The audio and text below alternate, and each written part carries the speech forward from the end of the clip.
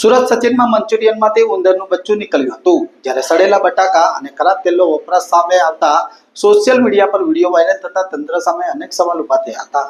સુરતમાં ચાઇનીઝ મંચુરિયનની ડીશમાંથી ઉંદરનું બચ્ચું નીકળ્યાનો video viral થયો હતો. સચિન પાલીગામ વિસ્તારમાં આવેલી જય હનુમાન ચાઇનીઝમાં એક ચોંકાવનારી ઘટના બની હતી. નાસ્તો કરવા આવેલા એક ગ્રાહકની મંચુરિયન ડીશમાંથી અચાનક ઉંદરનું બચ્ચું નીકળ્યું હતું. ગ્રાહકે આ જોઈને તરત જ વિરોધ કરતા હોટલ સંચાલકે ઉપરથી પડ્યું હશે એવો બેદરકાર જવાબ આપ્યો હતો. ગ્રાહકે વધુ તપાસ કરતા સામે આવ્યું કે અહીં વડાપાઉં બનાવવામાં સડેલા બટાકાનો ઉપયોગ કરવામાં આવતો હતો. ઉપરાંત વડાપાઉં ખરાબ અને વારંવાર વાપરેલા તેલમાં તળવામાં આવતા હતા. એટલે કે સ્વચ્છતા અને ગુણવત્તામાં બંને સાથે ખુલ્લેઆમ ચેડા થઈ રહ્યા હોવાનું સામે આવ્યું હતું. ગ્રાહકે સમગ્ર અસહ્ય ગંદકી અને મંચુરિયનમાં પડેલા ઉંદરના બચ્ચાનો વિડીયો બનાવી લીધો હતો. આ વિડીયો સોશિયલ મીડિયામાં પણ વાયરલ કર્યો હતો.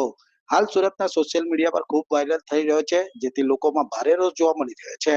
તો ગ્રાહકે પણ તંત્ર પાસે કડક કાર્યવાહીની માંગણી કરી હોવાનું જાણવા મળ્યું હતું. ફૂડ સેફ્ટી ઓફિસર જિગીસા દેસાઈ. મેડમ કઈ વિસ્તારની ઘટના છે અને શું ઘટના છે? સચિનના પાલી ગામમાં આવેલી જય હનુમાન ચાઇનીઝ સેન્ટર માં આજે સવારે જે ફરિયાદ આવી છે તેના અનુસંધાને અત્રેના ફૂડ ઇન્સ્પેક્શન વિભાગના ફૂડ સેફ્ટી ઓફિસર દ્વારા કામગીરી કરવામાં આવેલ છે અને સદર સંસ્થાને સાફ સફાઈની નોટિસ આપવામાં આવેલ છે તથા ખરાબ માલનો નિકાલ કરવામાં આવેલ છે.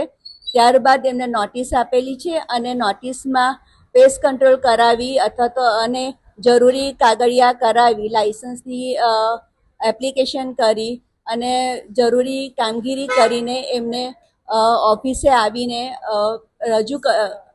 નોટિસનો જવાબ આપવા આવવો પડશે અને ત્યાર પછી આરોગ્ય અધિકારી શ્રીની મંજૂરીથી બધા કાગળ બરાબર હશે તો અમે લોકો પાછા અહીંયા ઇન્સ્પેક્શન કરવા આવીશું અને જો બધું બરાબર હશે તો એમને ખોલવાની પરમિશન આપીશું.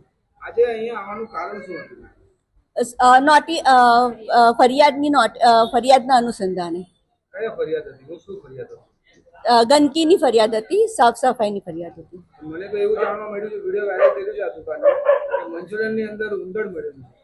અચ્છા, એવું કે તમને જાણકારી કરી? ના, અમને એવી જાણકારી નથી. અમને ખાલી સાફ સફાઈ માટે સાફ સફાઈ ગંદકી માટે ટેલિફોનિક ફરિયાદ મળી છે, તેના અનુસંધાને આવી છે. કોઈ કરી છે? એ તમારા સાહેબ પર આવે છે. બરાબર. પછી આગળનું કાર્યવાહી હવે? બસ હવે અમે એમને નોટિસ આપી છે અને પેસ્ટ કંટ્રોલ માટે તથા સાફ સફાઈ માટે દુકાન બંધ કરાવી છે. હવે બધું થઈ જશે, 3 દિવસનો સમય આપ્યો છે. બધું થઈ જશે પછી અમારી પાસે આવશે, બધા પુરાવા રજૂ કરશે.